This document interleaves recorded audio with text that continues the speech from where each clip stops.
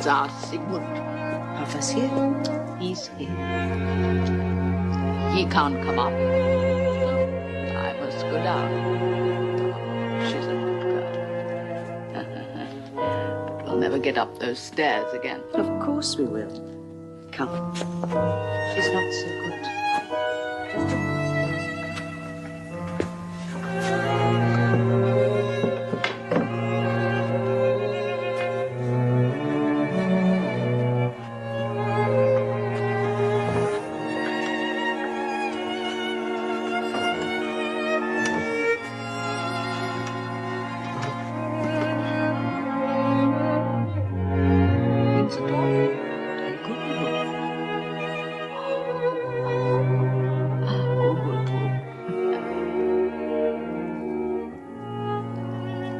Aunt Mina, happy birthday.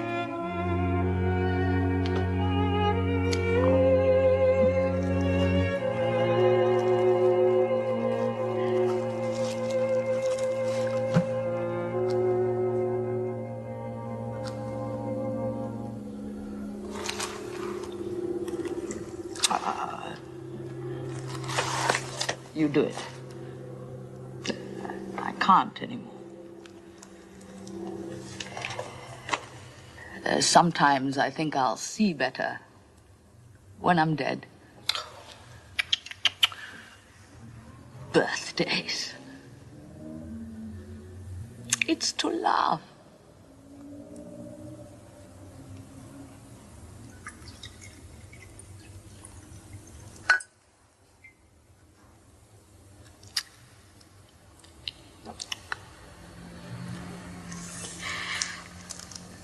It's my fault.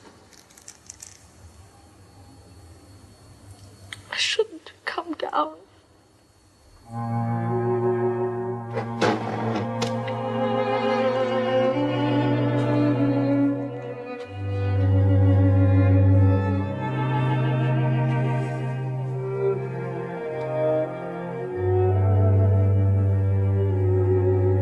That's the poets who know all along. That's why I take it as a compliment when people call my dream book fiction. What I've read has been highly complimentary. You give me insults every time. After all, it's the same resistance one meets in Patience. Dragon guarding the gold. We hear the same thing privately, or from Martha's friends. Poor Frau Dr. Freud. Her husband was such a promising neurologist. Now she finds herself married to a disgusting freak. And what they mean is, some women have all the luck.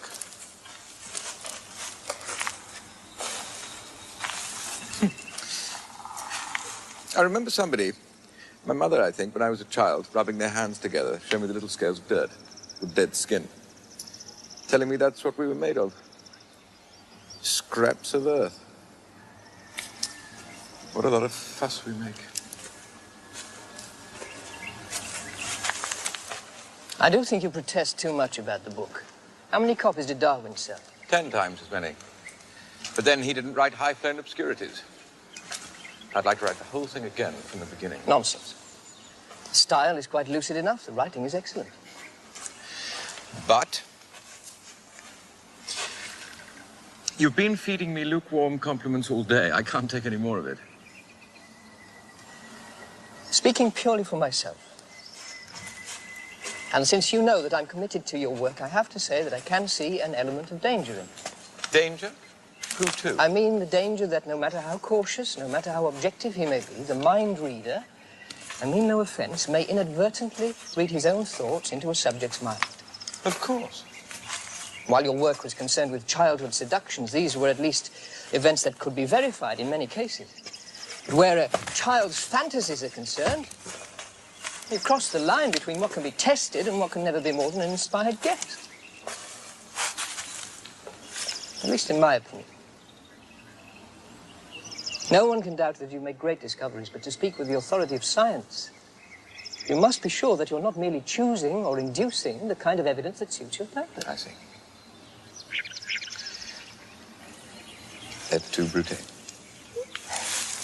Sigmund. Science or what you call science, would not exist without inspired guesses. You know that if anyone does. You know quite well you can make your numbers fit anything you like. The fact is, you believe life marches to a rhythmic drum, you're certain of it, and you work from that hypothesis. You find that a woman's 28-day cycle doesn't work for men, so you come up with a 23-day cycle. And if that doesn't fit the case, you multiply the two together, subtract 5, and if needs be, add the number you first thought of. Not so. Not so. You are the scientist, then. Wilhelm, we cling to our blindness, to our precious fear and anxiety. We use all the cunning at our disposal to put the hunter off the scent, like you just now. Like every patient protesting when the inner sanctum is threatened. You're imagining it, doctor. And it's then I know I have it. Why should I resist? I'm not your patient. No, you're a doctor. You should know better. Do you know why you're a doctor? Or rather, do you want to know why? Perfectly well, I'm a doctor. Or rather, do you want to know why you're a specialist in one field rather than another? Where did you first encounter the diseases of the nose? At your father's sickbed. And no one could help him. No one could cure the suppuration. So what is young Wilhelm to do? Become a rhinologist? To compensate? No, not to compensate. And not out of loving grief, but in revenge for his hold over your mother and your sister Clara. And now you can operate on your patients, and every one is your father. You go too far. You see, you don't want to know. The irony is, I'd already have more of your so-called proof if I had your good fortune. My good fortune? It's to have an infant son to study. Mine are all too old, too devious, and they know my tricks. But what I know of the stages of infancy, I've learned from your observations. In fact, it's about time I did some original work of my own. I've been planning a new work to be called Bisexuality in Man. And Woman, needless to say. Or another unscientific thesis? Hardly. I've been arguing for it myself for years now, as much to you as anyone. You have? You're not calling me a plagiarist? After the way you've just dismissed my whole vocation, it will be a mild reproach. Oh, come now, Wilhelm.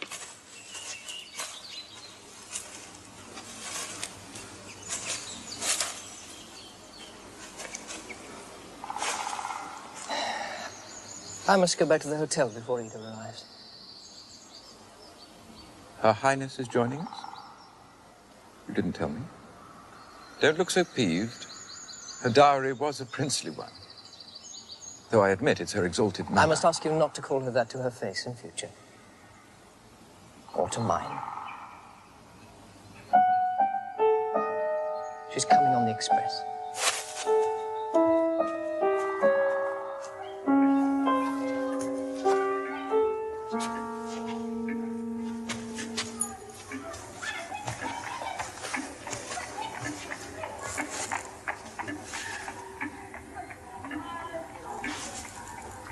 I'm home!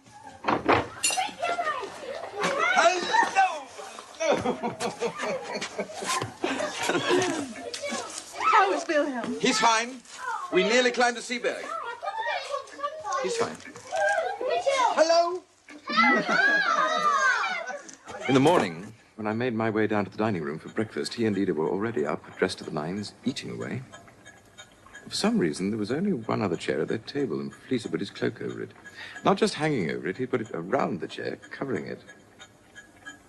We said hello. I stood beside them for a moment. Silence. And finally, it was Ida who said, "Villy, your cloak. Sigmund wants to sit with us."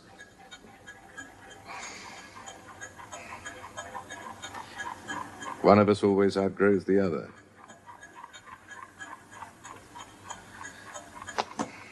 Perhaps he was of no great worth in the first place. Now it starts. Well, I don't know. I'm a poor judge of men. You've told me so yourself. It's true. They frighten me. Yes, I know. I frighten them. It comes to the same thing. Some of my worst qualities are certain contempt for others. Whether they frighten me or I them. But in the depths of my heart, I can't help feeling that my fellow men are as morally untrustworthy as I am. But I fight against it I fight against. Don't fight so hard.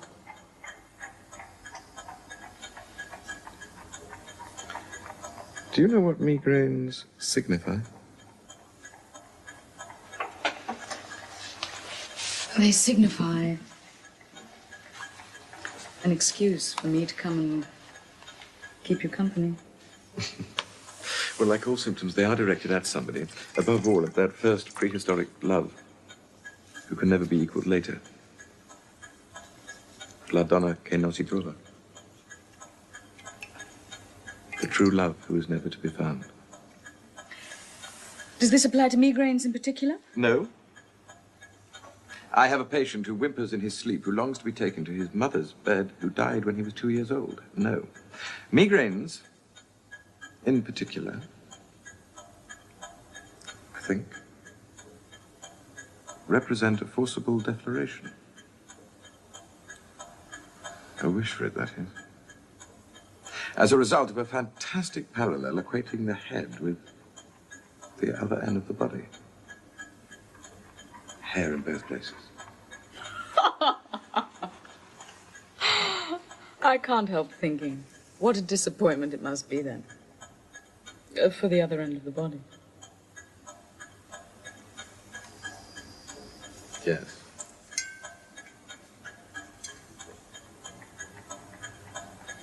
You know The Bride of Corinth, where Goethe makes the young man fall in love. Yes. Not with his intended Christian bride, but with the other pagan sister.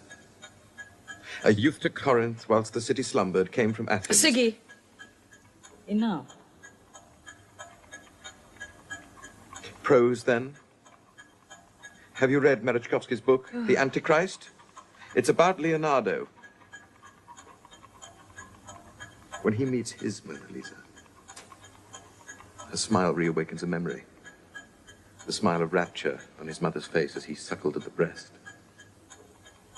But instead of making love to her, he paints the picture, and he pays with self-denial for the world's applause. On the whole, I prefer Goethe's hero. He has his cake and eats it. But then he's a simple Athenian and doesn't aspire to great achievement. Do you want this or not? Minna. You've got letters to write. I'll leave that there, in case the pain returns. Don't go. I do aspire to some achievement, right, when I'm not blinded by self-pity. Don't go yet.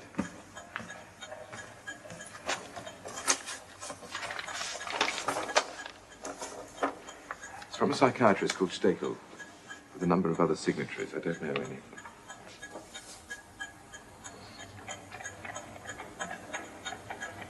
When did you receive this? A few days ago, a week perhaps. I haven't even answered it. We have read your book on dreams, with its revolutionary vision of the human unconscious. Thanks to you, the secret forces of repression which have tyrannized us privately and publicly can never go unrecognized again. We believe that you have set us free. From the posturing of consciousness. It's a handy phrase. I think I'll steal it. Why haven't you shown me this before? I suppose I've enjoyed my isolation. And I've used it. My dear Herr Dr. Stekel, I confess myself greatly flattered by your letter. And I welcome your proposals, which come at a time when I truly believe myself to be alone in my endeavors. As a result, you find me the prisoner of a fixed and somewhat solitary, even rigid routine. My only forays into public life are my visits to the tobacconist next the Café Lunchman. My days are filled with patience whenever possible, until 9 o'clock at night. Yes, of course. Might I suggest a Wednesday evening for our get-togethers? If my last patient is not fully analyzed by 7:30, I shall send him out half-cooked into the night and make my quarters ready for him. Dear Adler, you must be aware how much I value your contributions to our Wednesday society. And I particularly welcome your offer to read us a paper on sadism and neurosis, thereby expanding my own work on the sexual perversions, which, as you know, has attracted more than its fair share of attention. Morning. Herr Dr. Freud. My son. Yeah, my son. I should like to take this opportunity to tell you what a depraved and filthy-minded man you are. Thank you.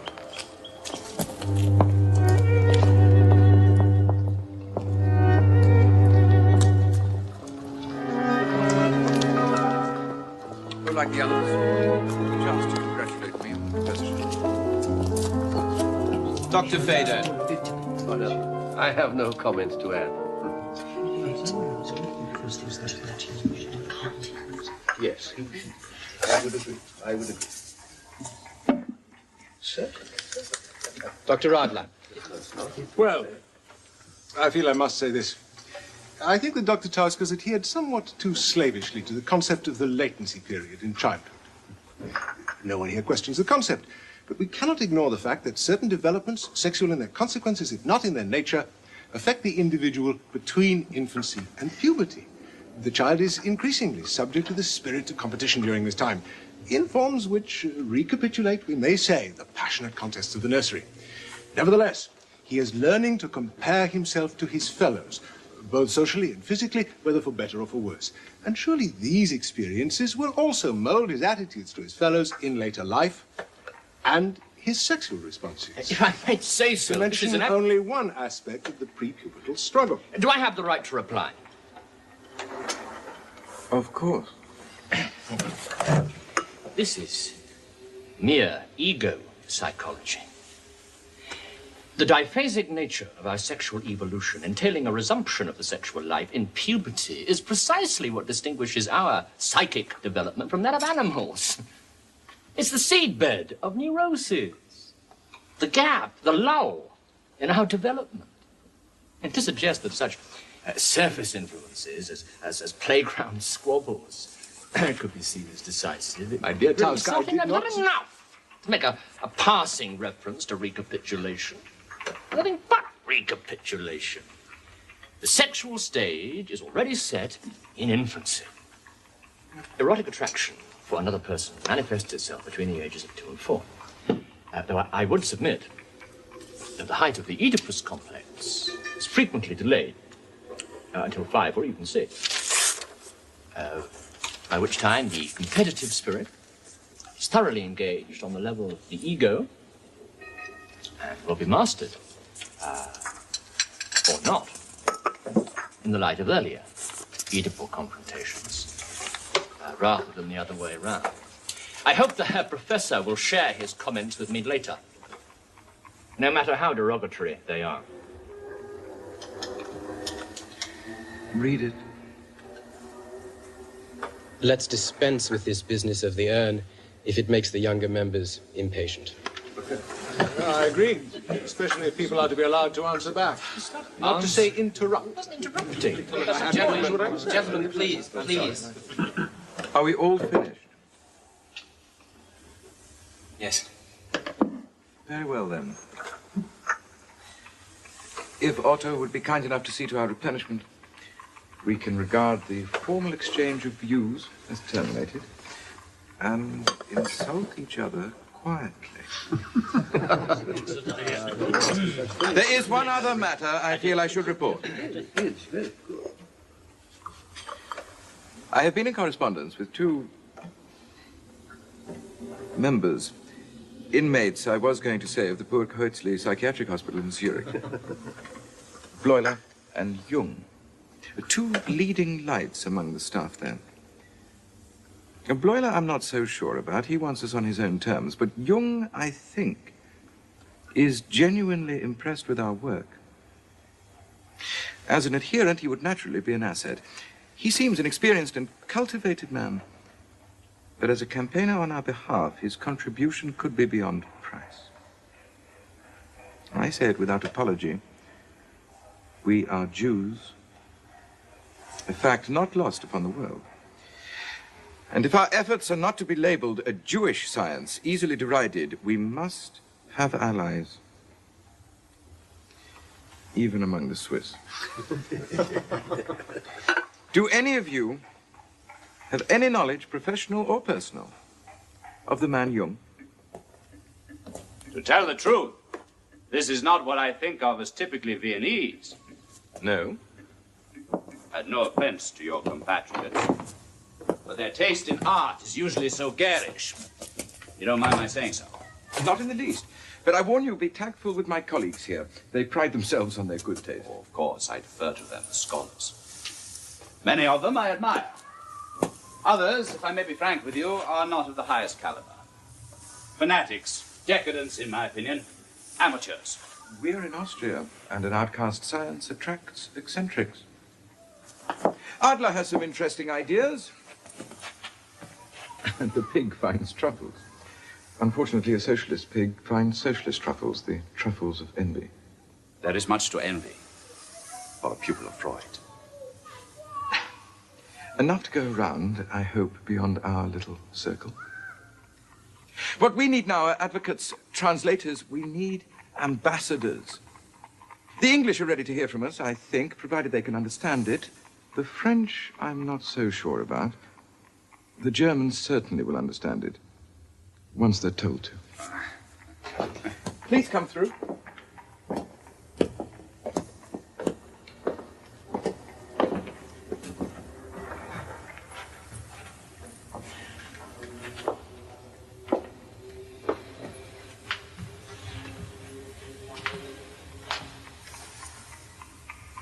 You don't by any chance have contacts with the Kaiser?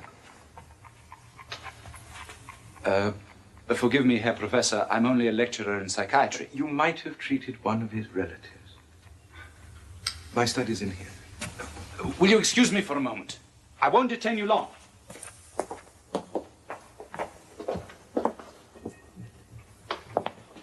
No, I'm afraid I have no contacts on that level, socially speaking.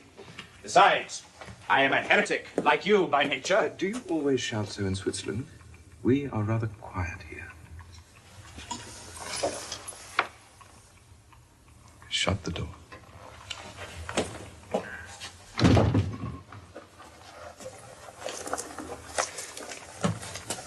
I brought you my book on dementia praecox. I believe it shows for the first time how severe mental disturbance may be understood in terms of your own theory of neurosis.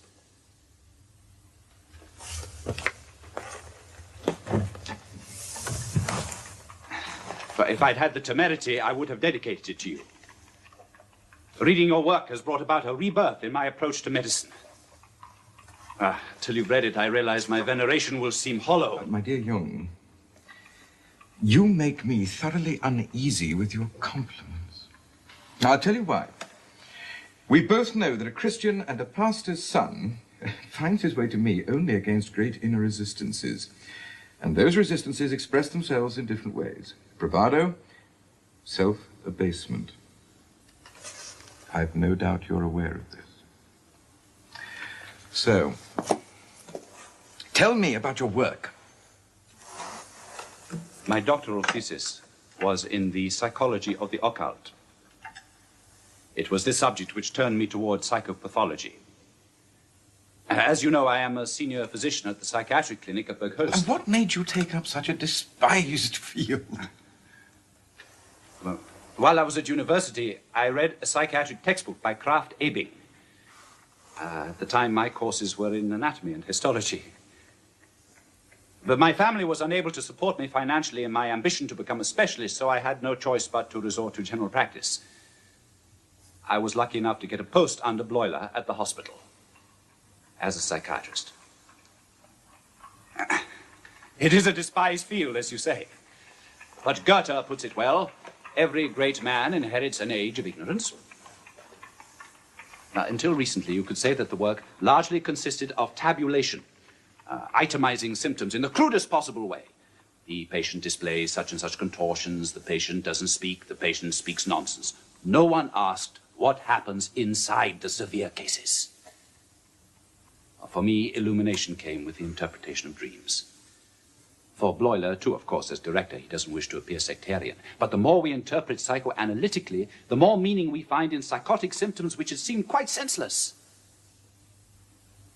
Recently, I've been experimenting with word association using a stopwatch. A stopwatch? To compare the intervals between the questions and the patient's answers as a means of grading the sensitivity of the material and measuring the resistance.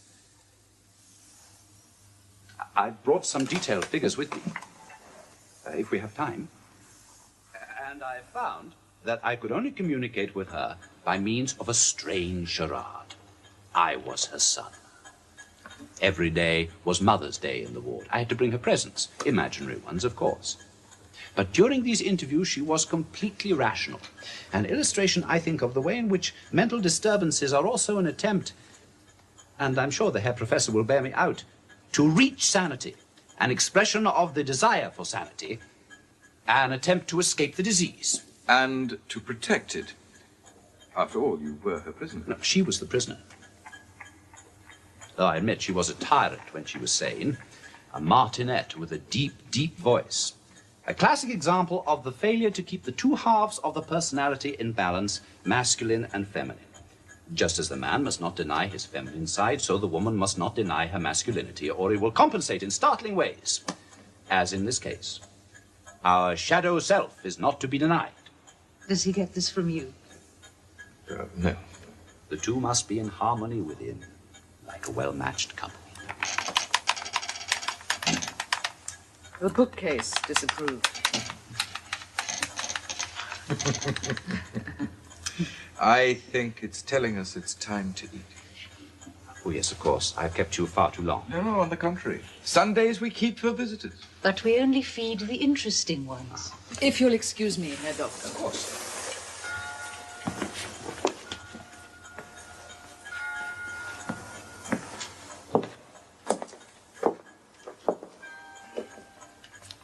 Does it often make such sounds?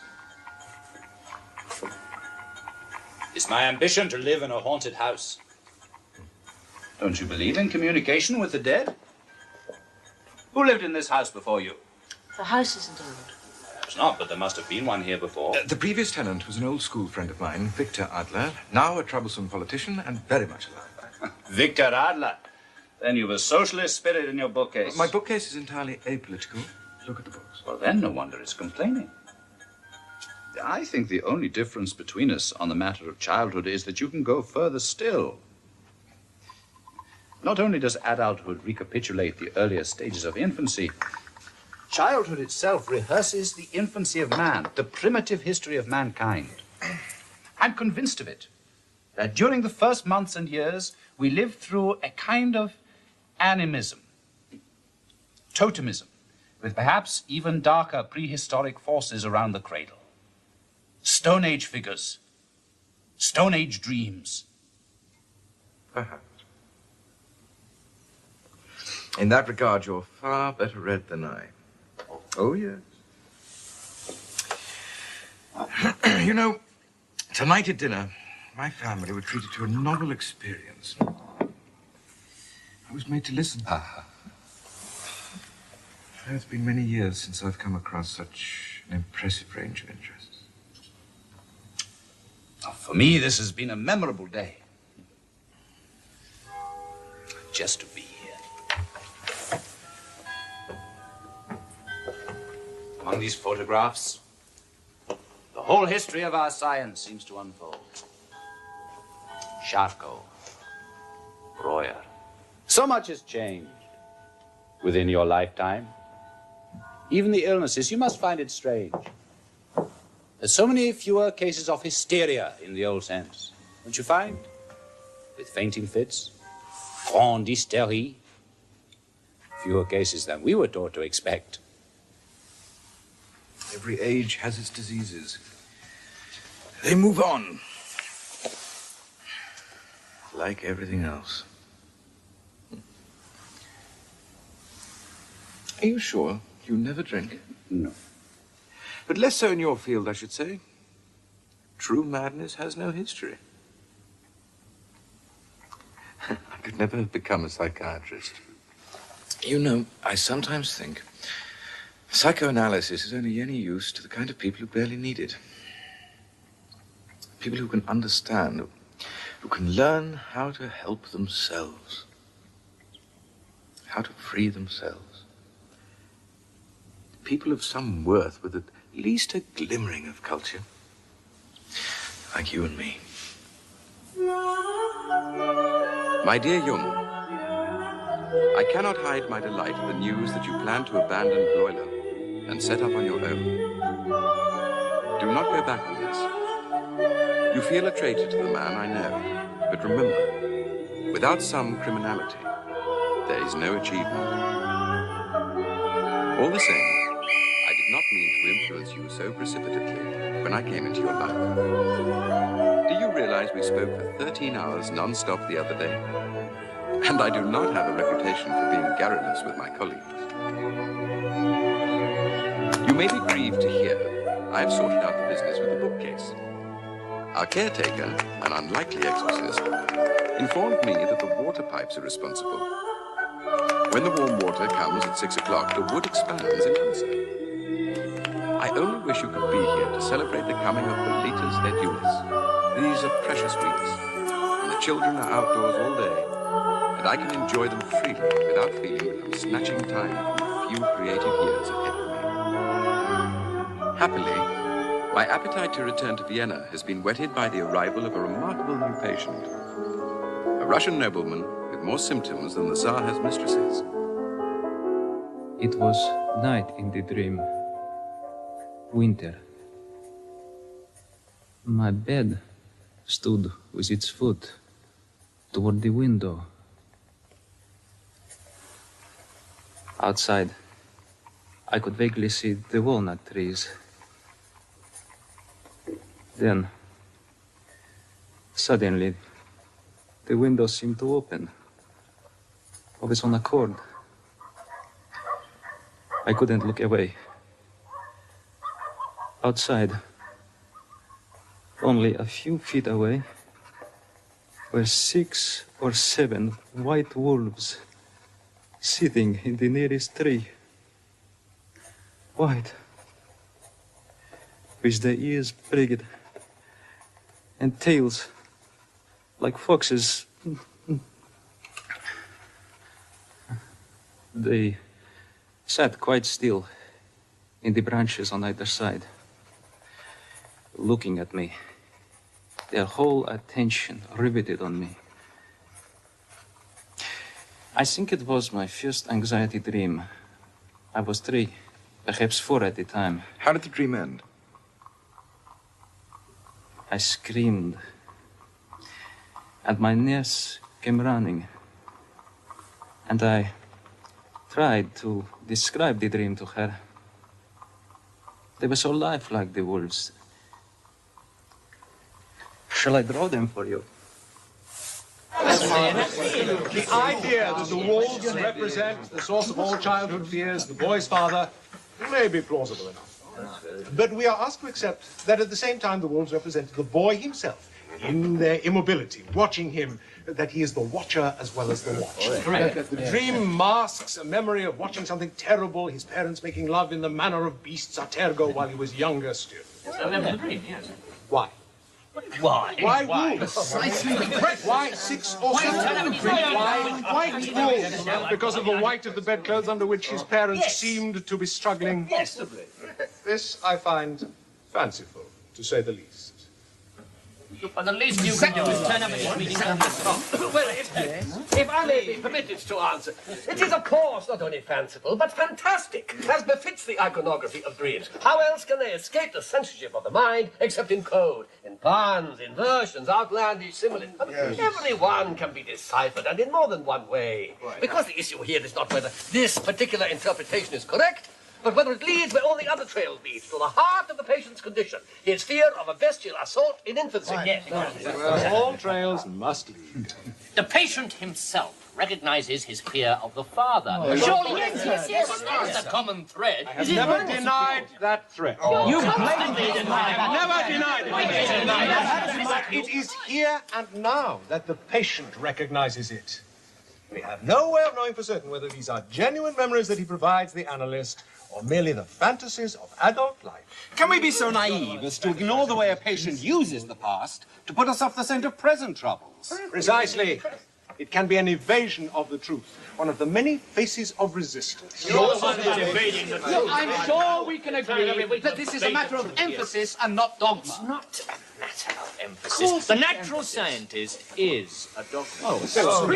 Yes, he lays down a principle and he declares that is how it is. To a certain extent. We are not alone in this opinion. Even the infallible Jung has suggested that the pathogenic cause may lie in the present moment. Yes, no wonder. He's at pains to obscure the source of his own neurosis. What neurosis? The Swiss have no neuroses. Mountain air suffices to dispel them. No, it's no laughing matter. The man who declares himself without neurosis has no right to become an analyst. No, enough of this. Enough.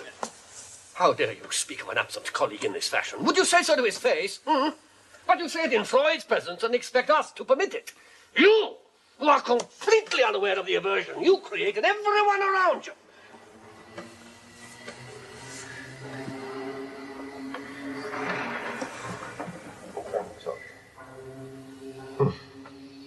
Perhaps it is time for those of us with a brother complex to declare their interest in this proceedings. So I do. Willingly. But I will not hear the cornerstone of Freud's work treated as the subject for derision.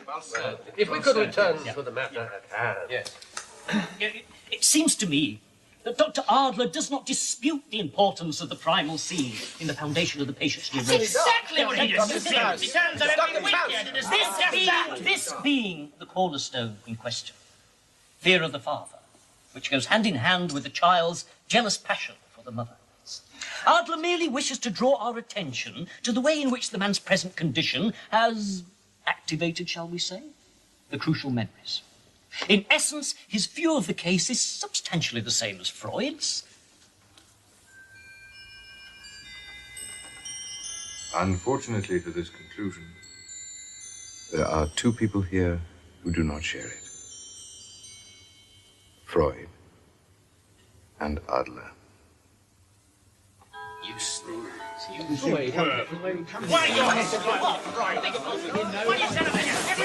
A group is an obedient herd which cannot live without a master, who must possess a strong and imposing will, which the group itself, having no will of its own, can accept from him. One thing I do insist upon, through all the accusations and vilifications, we must not abandon the discoveries simply to make them more palatable to the reverend. We must stand by the primacy of sexuality, that above all. Promise me that, no matter what refinements of technique you bring us.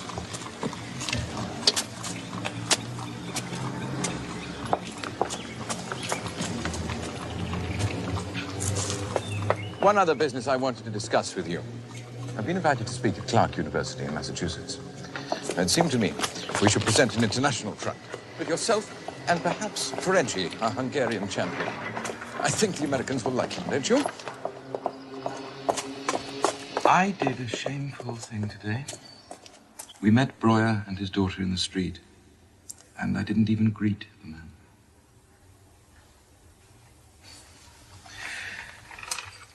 Jung says coincidence follows him everywhere. Perhaps he's right. It came just as we were discussing the core of our wretched disputes. I've asked myself whether I did it so as to forego an opportunity to show off my newfound honors. But that won't do. I simply shrank from the encounter, like a snail into his shell. Jung saw it. He was quite taken aback. Do you suppose he understands?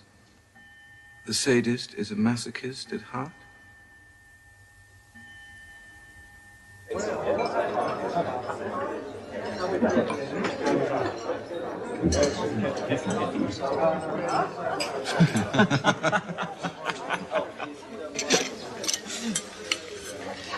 Are you insured against the journey? I am. How much? 10,000 marks. And you, Herr Professor? 20,000. It's only right. If I know him, he hasn't insured at all. He trusts in God to deliver him from the whale. In God? Oh, I'd been told you were a mystic. No, a reformed mystic. In psychoanalysis, he has eaten of the tree of paradise and acquired knowledge. A metaphor which casts me as the serpent. But let it pass. Let me be the serpent. Just one glass. Won't you join us? No. In the process, he's given up the pleasure principle altogether. A scientist should never drink. On the contrary, he must drink. Science is the most complete renunciation of the pleasure principle known to man. If he doesn't drink... Now, surely we should at least toast our venture in whatever liquid we choose. To America. To our new continent.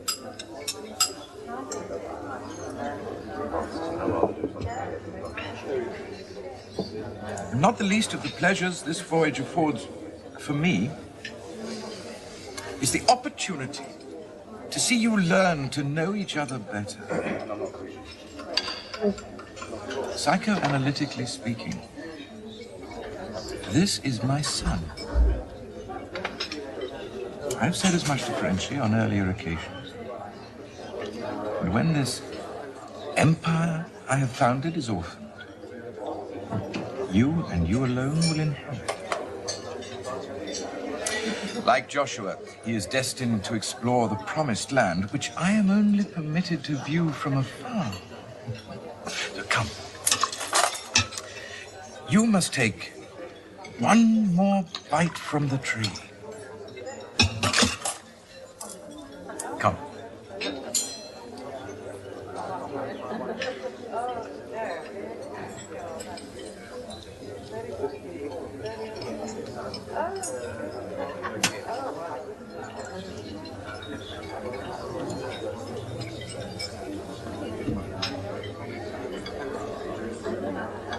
I understand that a form of primitive wine was among the last things to be consumed by the unfortunate victim of the Bremen bogs. What? What are you talking about? A local curiosity. A man from the Stone Age or thereabouts, I don't know exactly, but preserved here in the peat bogs. They have the corpse in the museum now. I thought we might visit it tomorrow if there is time. Have you been to the city before, Herr Professor? Once. With fleece. I have seen the bog corpses. They're very interesting. One in particular, and you're right, he was given wine before he died. It was a ritual execution. The man in question, the best preserved specimen, was garroted and then placed in the bog. The rope they used has decayed, but you can see the marks around his neck. The body is intact, so much so that an analysis was possible on the contents of the stomach, establishing the man's last meal, wine, some seeds, a kind of gruel. We have clothes, we have some pieces of incised bone, reindeer bone, used in worship. It's uncommonly interesting. Must you go on about it? I don't see the harm. What is it then? Can't you wait? You want me dead too?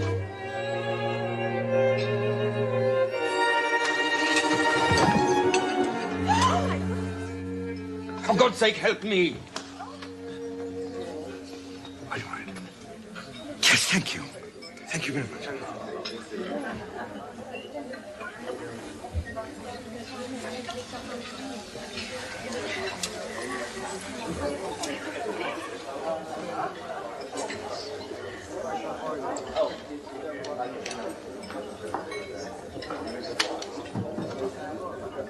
Shall we go upstairs?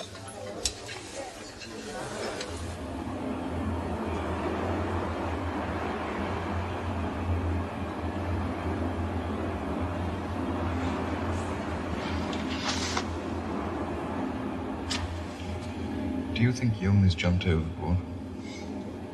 He didn't come down for breakfast. Not while I was there, certainly.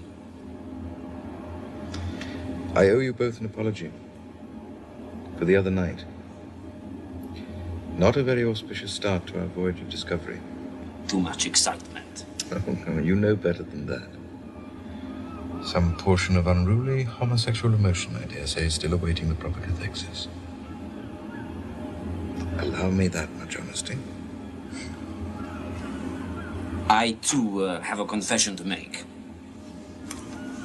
Last night, I dreamed about my mother.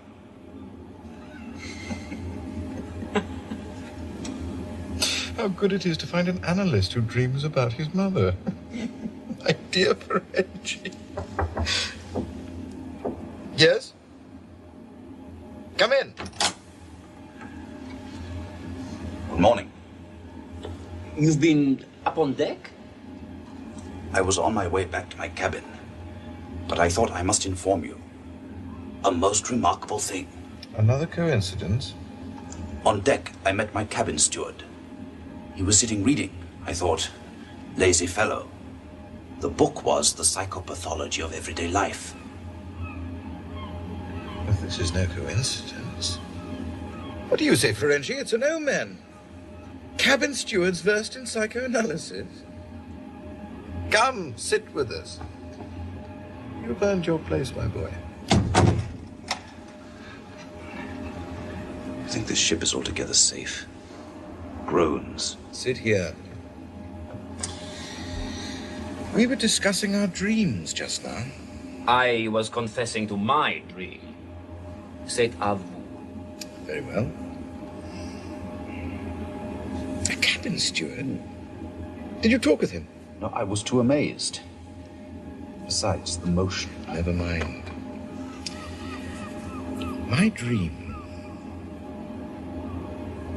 was a most pleasant one, rocked in this little space. I was a child again, in Freiberg, picking flowers. 2 beautiful clumps of celandine, just as it used to be. A dream with that sense of reality that always signifies unusual importance. Perhaps simply that only childhood itself is real, and sexual adventure, which is childhood revisited. Is your dream concerned with sexual adventure? Possibly. Yes. With a desire to obtain pleasure without cost, for once. You see? But surely, obtaining pleasure is not necessarily identical with sexuality. Really? You will become a little Adler unless you're careful. And the prince will turn into a toad. Your turn now. Tell us your dream. I can't oblige. I was up all night with sickness. The Swiss are not good sailors. Not much longer at sea, my friend. And I believe our founder, Jonas Clark, would have been proud as I am today, to welcome to Clark University the founder of a school for pedagogy already rich in new methods and achievements, leader among the students of psychology and sex, of psychotherapy and analysis, Sigmund Freud of the University of Vienna.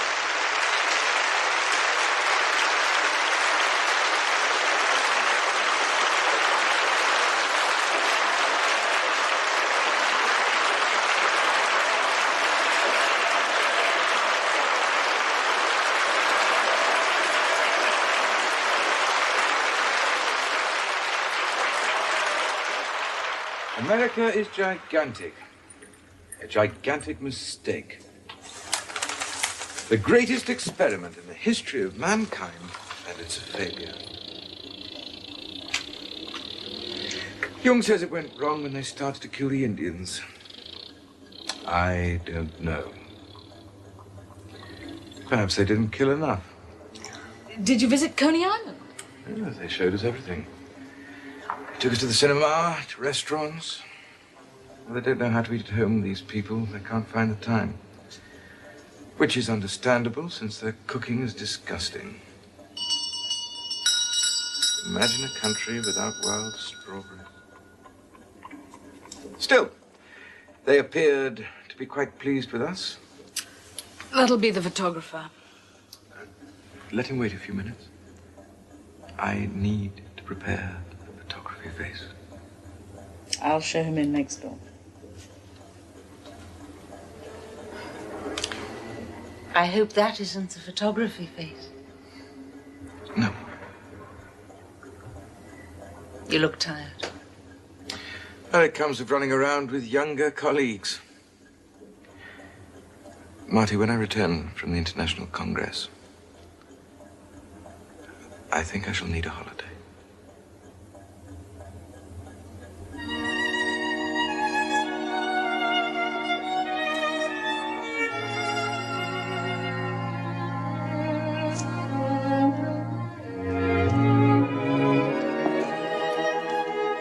Truth is, I am unfit to be a leader. I'm too jealous of the long years spent struggling with the work myself.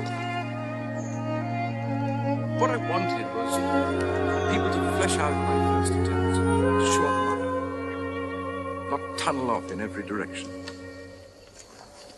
The whole structure will collapse and the scene will be lost. Like a dead mine with danger keep out posted above it. They all want quick results. Psychoanalysis must be a factory turning out normal people. You know, I think of the occasions when I can say I've cured a patient, removed the symptoms. They're usually the least fruitful cases, barely worth recording. Cured. Analysis isn't a kind of aspirin. It's a lifelong pursuit for the self-styled healthy and the sick. It's a philosophy or it's nothing. And they don't seem to be able to understand that, the Adlers and the Stekels. The public do. People aren't fooled. They know there's nobody to run to anymore. We must turn and face our demons without cant and live with them as best we can without destroying ourselves. People know it, even in their despair. They know it. And they think that's what you're telling them. I doubt it. No. What they think is that it's something shocking. To do with sex, as the Americans call it. And it is shocking, because I'm saying we must liberate ourselves from the secret tyranny of sexuality. Then and only then can we put instinct at the service of civilization. By suppressing it. You remember we talked of Leonardo once, transforming his desires? It was the same for Michelangelo, whose passions were homosexual. Just remember our talk? I thought then what a hypocrite you could be. I've heard you say that homosexuals should be shipped off to South America. Nonsense. Not because they're homosexual. Any man who cannot learn to keep his sexuality within bounds, no matter what the object of his lust. That's what I meant. I'm not shocked by perverse emotions or perverse acts. But as for criminals, they should all be sent to South America, and quickly too. And I'd pay for Adler to go with them. You wouldn't believe what lengths I had to go to persuade him to accept Jung as our new president. Don't you understand that without a Gentile at our head, our whole survival is at stake? They'll tear the coat from my back. Of course, if my name was Oberhuber, none of it would be necessary. And Jung himself now speaks all kinds of nonsense. We can forget the Oedipus complex and the libido. He thinks it sounds too repressive. One day he's calling for a new spirit of religion in the world. The next, he's on his knees, begging my forgiveness. But somehow I still think he's the best of them. Once he outgrows these tantrums. Don't you think? He still recognizes my authority. And despite everything, or despite himself, he wants to like me. Yes, that much I do know. You've spoken to him. He wants your trust. Or so he said. Then he must earn it. Only last month I wrote to him to arrange a meeting. He never answered. I went. He wasn't there. Now he accuses me of posting the letter too late, when the truth is he kept it for 3 days before opening it.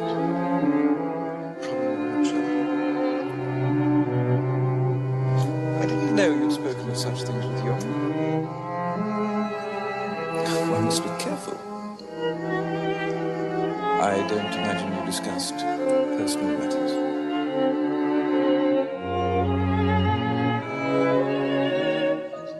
Why not? Sometimes you behave as if you had no idea. Of what? How hard it is for you? Yes, for me and for Marty. But you needed an audience for your suffering. Ha! And you don't. So now, I must pay your bill. And rejoin our paths. You think I haven't seen you together? You and Martha? Working side by side with the same tender, suffering air. Brimming over with love for one another. Here's for the first time in your lives.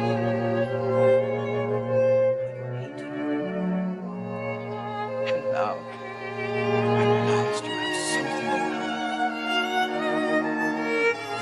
Don't misunderstand me. More than a man, you have a